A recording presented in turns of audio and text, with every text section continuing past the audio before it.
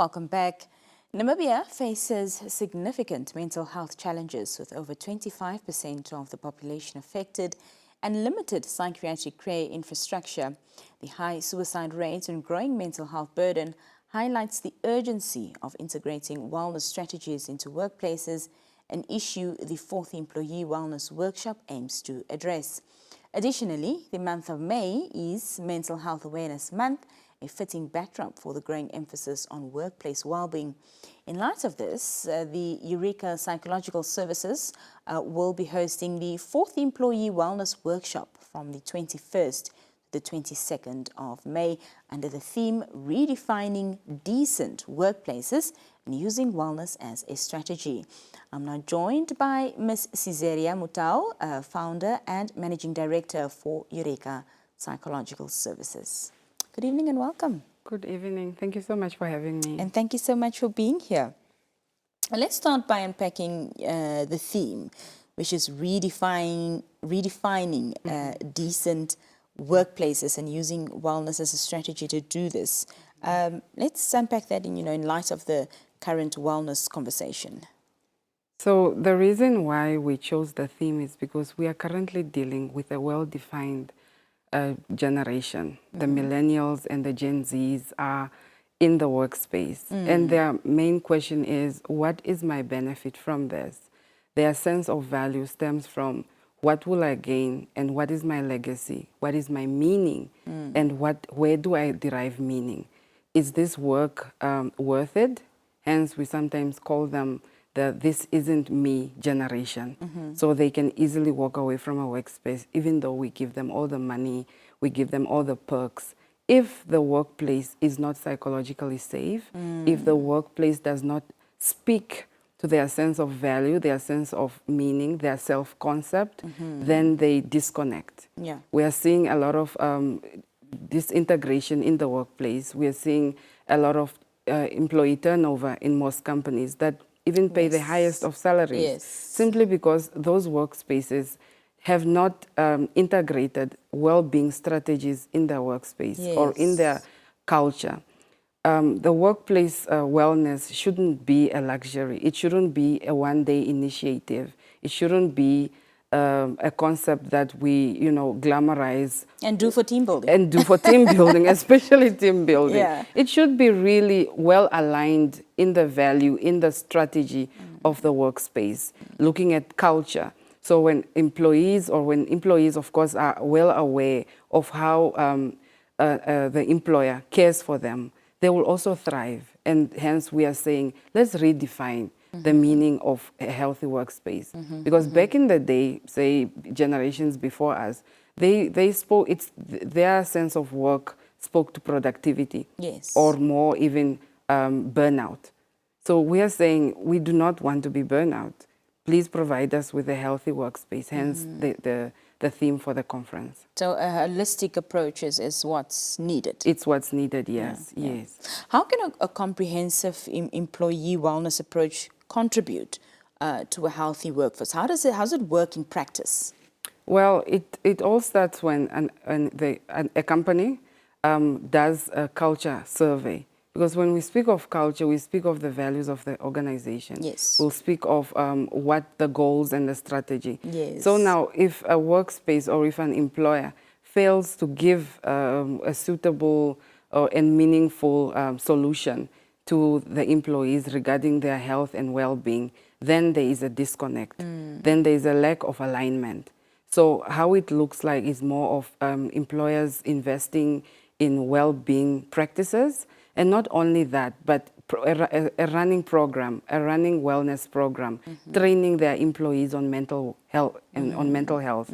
Because as you alluded to earlier, that May is Mental Health Awareness Month, but May is also employee. We started off the 1st of May as Workers' Day. So we are celebrating employees. How then do we celebrate employees without celebrating their well-being? Yes. Yes, and how then can we talk about occupational health if we are only looking at health from a physical safety perspective? Hence, we need to realign and invest in mental well-being, because health isn't, workplace health speaks to mental health, and safety, physical safety, shouldn't be the core in terms of Yes. health in the workplace. The core should be mental well-being and mental health. Yeah. Yes. There are a lot of employers, establishments that don't incorporate the wellness aspect of what we're speaking about into the workspace. And I want to know why that is, perhaps just from your own perspective. Is it a really costly exercise to do that? Why is it that if you find an institution that, you know, has an ongoing year-round wellness program, you sort of feel lucky that you've landed there? Yeah. So also when we talk of wellness, let's really re-look into what it is. So you mentioned holistic wellness earlier on.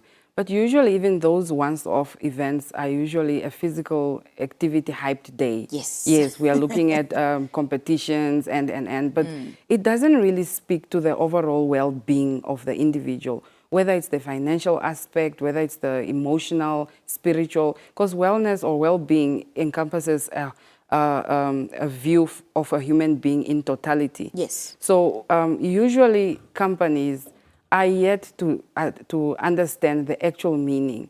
And when we look at mental well-being of an employee, we should actually look at how do we empower them from that perspective holistically. And it isn't expensive. One of the things that limits organizations from empowering their employees is that of stigma. Because when we will now think of the emotional well-being of our employee, we are maybe looking at, are they well? Yeah, are they able to do their job? Are they job? able to do their job?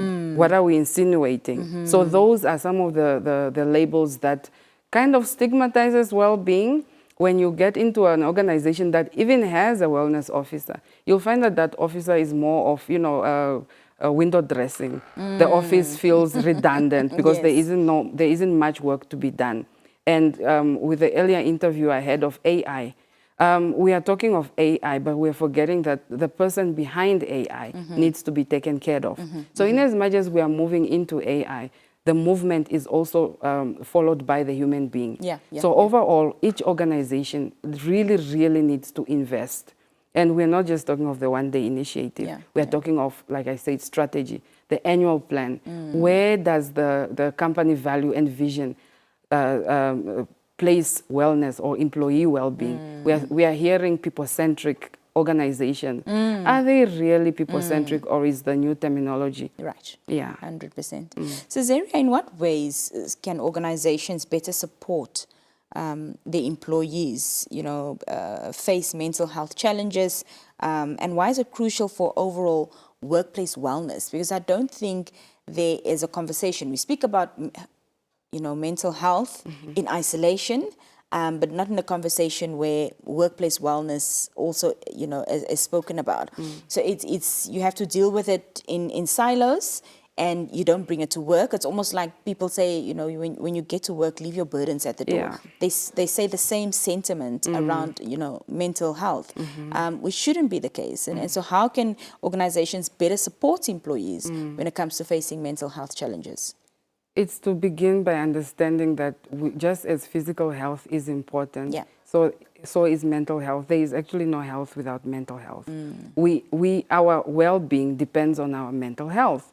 So if our mental health is in a negative, I would say, then we are struggling with mental illnesses. And this is where the stigma is what prevents us from actually connecting the dots between my job and myself, the organization and the employee.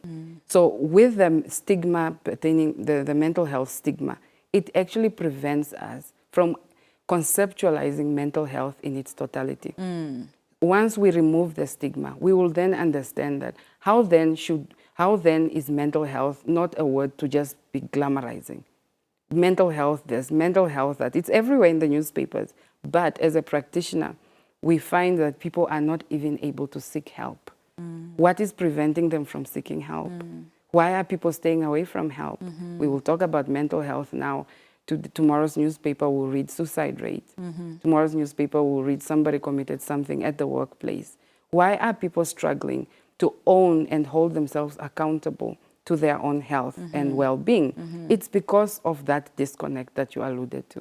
So in supporting of mental health within workspaces, Let's talk about the actual elephant in the room, which is mental health, mine and yours. Let's be honest about the actual struggles that are happening within the workspaces, because with that, it actually prevents us from holding ourselves responsible and accountable to such a conversation, the hardest conversation.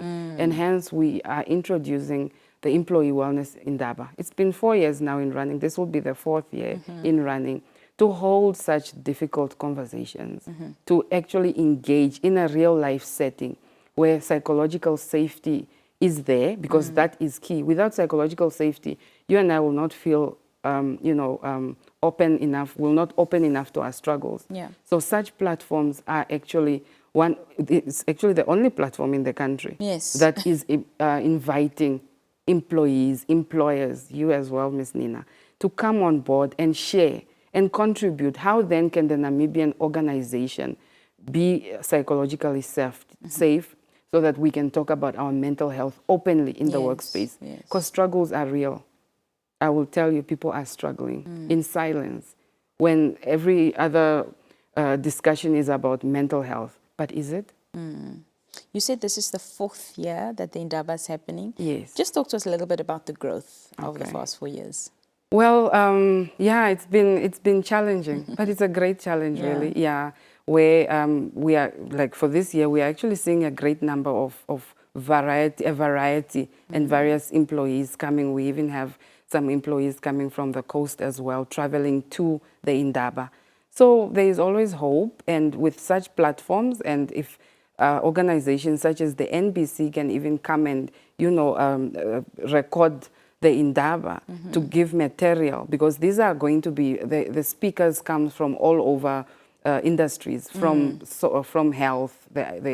We are hoping the ED from health will join us, but we have confirmed speakers from the law fraternity, from industrial relations, because we want to understand the toxicity in the workplace, the conflict in the workplace. Is it dealt from? We understand that maybe there's trauma, for example. Is it depression? Why is our employees not coming to work? Instead of just driving them into the room and disciplining them. So the Indaba will touch on so many areas and so many topics to give material that we can, the conversation can go on. Yes. I just want to ask also for employers alike that are watching this evening and they would like to be a part of this year's Indaba. How can they go about getting in contact with you or getting additional information this evening? Registration is still ongoing until Monday, because the Indaba is next week, Wednesday and Thursday. We will provide you with our number, but we've been running adverts on newspapers such as the business, online business newspapers, LinkedIn. We are all over, but we'll provide with a number and the email address for registration purposes. Fantastic. Yes. Well, thank you so much for being here this evening, and all the best for the 4th edition. And this is really, really amazing work that you're doing. Thank you so much for having me. Thank you very much. Well, that was Ms. Ceaseria Mutau speaking to us this evening on the 4th Employee Wellness Workshop, set to address mental health issues and everything in terms of wellness around employees and employers at this 4th edition. If you'd like to get some more information, you can find them, or rather go and look for Eureka, Eureka Psychological Services on their social media and get all the information you might require for either yourself as an employee or as an employer that would like to attend with yourself and your employees as well. We're going to take a brief break, and when we come back, it's going to be time to say goodbye. Let's have a look at what the global roundup news has in store.